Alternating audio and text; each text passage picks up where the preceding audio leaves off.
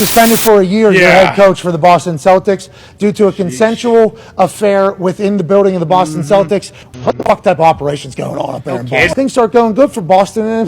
Udoka is the coach of the year, but unfortunately, you know, what they don't tell you is when you do get that coach of the year award, you can't keep your dong in your pants. And yeah, sure, he may have had relations with one lady. There's also rumblings that Allegedly. Stephen A. is alluding to allegedly that there is a second lady now. Yeah, it's a bummer, but I'm not worried. Missoula sounds like a guy. He'll probably just do exactly what Udoka did, minus, you know, taking his dong out anytime he saw a woman in the facility. And he is with Nia Long, who she was, I believe, the black community's Kelly Kapowski. I think everybody who's maybe had a potential crush on Nia is going to be like, you know, what the hell, fuck this. Man, I'm not going to lie. This Ime Udoka situation is taking a turn at this point. I think this just came out overnight from Shams, so this is a pretty, you know, reliable source. It says Ime Udoka allegedly made unwanted comments towards a female staffer, which prompted an internal investigation.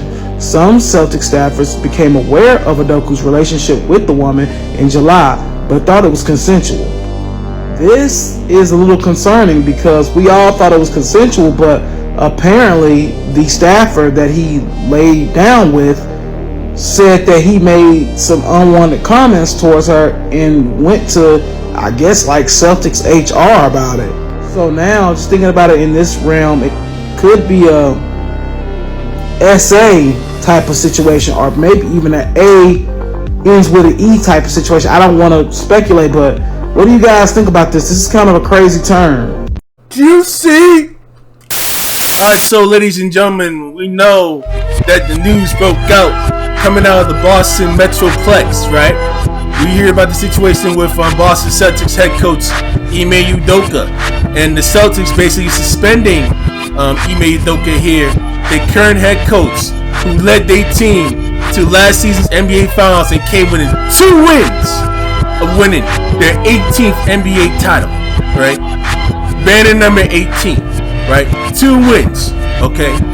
He's now suspended for all of the 2022-23 NBA season, okay? He's suspended for this upcoming season coming up due to some work relations with his work spouse, if you will, right? And the details are extremely messy and based on what's really going on with all like the rumors and everything. So what we will be digging, I'm not gonna actually dig too further into the whole scenario between Mr. Udoka and his favorite work spouse to be when they were working together as co-workers in the Boston Celtics organization, right? We're gonna dig deep into the history of work spouses been in various sites. So the first set that we have here is actually coming out of the cut where it discusses the history of the work spouse, right? And it comes from Mrs. Katie Heaney. Give huge shout out to her. So what we will actually be discussing, they know they got like some bots photos up there when I gotta look into that. So the author basically says he's the first person to check in when you arrive. It is with it that you grab a quick and unsatisfying lunch where you both vent about the indignities of the workday thus far. When your boss does something embarrassing, it's her eyes you seek. And when it's time to sneak out early for happy hour, it goes out saying that so come with you. She's not a plausible romantic interest, no suggestion is there. She might not be a professional equal, but she's not equally likely not to be. She might be a boss, a report, or a direct competitor. You are dependent, possibly too much, on her emotional support within a context that perpetually degrades you. You call her your work wife, and here I must ask you why. In a 1933 story for the New York Times, the British journalist and British Liberal Party politician Philip Whitwell Woodson attributed the term office wife to Prime Minister William Ewart Gladstone, who Wilson used to describe the ideal relationship between the Prime Minister and his secretary. By secretary, Gladstone referred not to the person in office, stereotypically a woman, who answers phone to complete other administrative tasks, but a person, stereotypically a man, who serves as an advisor / co-strategist as moves it beneath. A prominent politician and by osmosis absorbs some of his political power. According to Gladstone, the relationship between politician and secretary should mirror that of husband and wife, except that both should be men. Gladstone also had an actual wife named Catherine. The term's modern connotation is most often attributed to journalist David Owen, who wrote a story called Work Marriage for The Atlantic in 1987. Like Gladstone's before him, Owen's definition of work marriage is allegedly platonic, but like Gladstone, as far as I can tell anyway, Owen explicitly explains that the appeal of a work wife lies in her being very much like your home wife, except she doesn't nag. Your work wife would never ask you why don't you just put your dishes right to the dishwasher instead of leaving them in the sink. She doesn't know, she don't know you do it, he writes. Also, she would never wedge your car between two others in the parking lot of Bradley, sign you up to be the pie auctioneer at a church bazaar, or grab hold of you something and ask, "What's this, blubber?" She knows you only as you appear between 9 to 5, recently bathed, fully dressed, lingerie, and in control of your life. In other words, your work wife finds you sexy long after the woman you married does. Owen's work marriage and his laws of cultural adaptation is also exclusively, exhaustingly heterosexist, close but platonic relationships that can exist between co-workers of the opposite sex. The woman co-worker is a wife because that's the only way her male superior can conceive her presence in his place to work. No matter her job title, her primary role is to support him as she has little no power nor right. As workplaces have become less egregiously hostile to women workers, the term's implicit meaning has morphed. Sometime between the late 80s and today, work wife, quote, quote, and work husband became words we used to describe our friends, ostensibly our equals, at work. When used between men and women, the usage suggests the same supposed crisis between 1989 to when Harry met Sally. Can men and women ever really be just friends? For the movie, no. In real life, yes, obviously. What makes friendship between men and women weirder than it needs to be, of course, it's an act of make-believe marriage. There are, of course, women who have work wives, and though I've never heard a man calling a woman his work husband, I can't prove it's never happened. Women who call a woman work wife tend to be straight. There, the offense lies in heterosexual corniness. Like an aunt who calls every friend her girlfriend, when in both cases they're widely looking as well a friend would do. That we've adopted this language for co-workers, reflection of our identification with our workplaces. There was all a culture that would cast alcoholism as ambition, and asked us to lean in and work smarter and stay hungry. Perhaps friend felt insufficient for those people who rely on to make such a possible condition of survival. But where friend is low stakes, work wife and work husband can become loaded. In 2019, the New York Times ran a modern love column by a self-identified straight woman who complained that her work wife, a lesbian co-worker who chose for chasing attention to the offer apparently felt entitled, had made a different woman friend at work. The column served as an especially cringe reminder that work marriages, like real ones, can suffer from one-sidedness and acrimonious endings. Where real marriages require some work to entangle, work marriages can advance as abruptly as a closed email account. Someone is fired, quits, and that's that. At one suggestion from Brutus, why not work girlfriend? Why the rest to institutionalize? The term work wife belongs spiritually to the early aughts alongside low-rise jeans, purity rings, and Sex in the City. What once carried an air of winkling rebellion now just sounds retrograde and sad. The leaning dream is dead, and so too is any illusion that our workplace are where most glamorous, capable, and control of our life, unquote, quote. For those lucky enough to have kept their jobs throughout the pandemic, for those who have offices that they might one day return to, the prevailing spirit seems more likely to be cautious than convivial. Workplace friendships can exist so long as work is where we spend most of our time. Flirtation is bound to endure there too. One hopes too that we can stop being such heteronormative squares about it. Rest in peace, work wives and work husbands. Long live the work widowers and widows. Shout out to Mrs. Katie Heenan. Alright, ladies and gentlemen, we have one more article to read about work spouses and work husbands and work wives. And this is coming from Mr. Daniel B. Klein, coming out of the Motley Fool. Shout out to him, by the way. Article actually took place around summer 2019, coming from the money section of USA Today. Now, it's how many Americans have had a work spouse. And basically, we scroll down here. Danny says the average American puts in 34.5 hours in the office each week. That's a lot of time interacting with colleagues, making work friends, and sometimes forming intense bonds. In some fields, 34.5-hour week seems like a vacation, but no matter how much you work, it's natural to form workplace friendships. Normal. That's why just over half of women, 50.2% specifically, and 44.4% of men surveyed said they have a work spouse.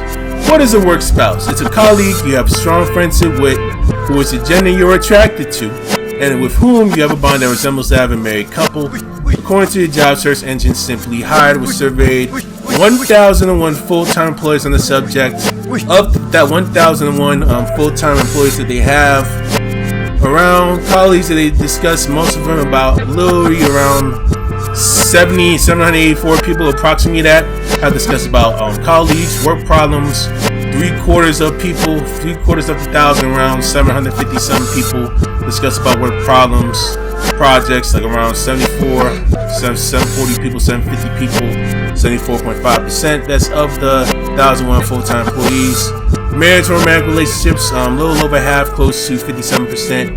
Problems at home, 51%, and scrambled egg time, right? 29.1%. Okay. And Danny asks, is having a work spouse a bad thing? A work spouse, when it's a positive relationship, tends to be a stress reliever. As a person you're close to, with whom you can discuss work problems, colleagues, and personal issues, where it can become a problem when the conversation veers into the personal relationship crosses boundaries. Boom. Right? Let's go down here. That's a line that's different for each person, which can vary. If your actual spouse knows about the work spouse, and that you discuss your marital issues like friends, well, that may be okay. If the relationship is more secret, then that might be an issue. Most Americans, 57% of men and 69% of women, have introduced their work spouse to their actual significant other. Still, 21% of those surveys admit they have lied about their work spouse to their partner, with men being more likely to have done so, 24.5% to 17.4%. In the same vein, men were also more likely to fudge the truth about their relationship with their work spouse, according to Simply Hired. So what might they be hiding? In some extreme cases, work spouse relationships can lead to full-blown emotional affairs. Email double situation. Transgression considered to be even worse than physical cheating by some. The problem is that while these relationships may never cross the line, in the majority of cases there's an underlying attraction. Most men, 84.4%, are at least moderately attracted to their work spouse, while 61.9% of women feel that way. Ask HR, do I really need to tell my company? It's all this other article stuff. We scroll down. Slippery slope. Having close work relationships isn't a bad thing. It's also not appropriate to have an attraction to someone other than your spouse as long as you handle it correctly. That means, at the very minimum, that your real life partner has to know about your work partner, be thoroughly honest. And whether that's an attraction or not, and the numbers suggest it might be, you have to consider every action. If you would be uncomfortable with your partner seeking communication here in a conversation with work spouse, then you've probably crossed the line. It's important to communicate well at home so you're not hiding anything from your partner. Individual couples have their own rules for how they handle relationships. It's very important to be open and honest with your partner about any work friendships. Given how much time we spend in the office, having a colleague who is close enough to be considered a work spouse can actually add a lot of value to the at-work experience, according to Simply Hired. Forging positive relationships with co-workers as long as they stay within policy, respecting and existing friendly boundaries is essential to keeping things drama-free both at work and home. Basically, work spouse can be strong positive. You just need to make sure you're following the rules of your office and of your relationship with your non-work spouse. The Motley Fool has disclosed part, and this is all the so they have up here. Blah blah blah blah blah blah blah blah blah blah blah. That's the end of the story, ladies and gentlemen.